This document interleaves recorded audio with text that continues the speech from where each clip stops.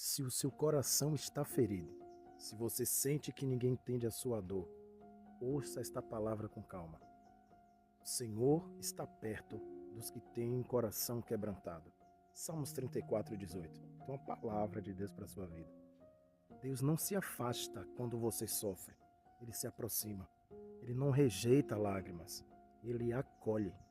Você pode até sentir solidão, mas não está só. A presença de Deus se manifesta especialmente nos dias difíceis.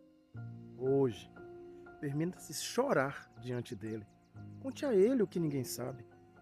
A cura começa quando você se abre para o braço de Deus. Guarde isso. Se o seu coração está doendo, Deus está mais perto do que você imagina. Compartilhe este vídeo. Alguém precisa ouvir esta palavra hoje. Deus te abençoe.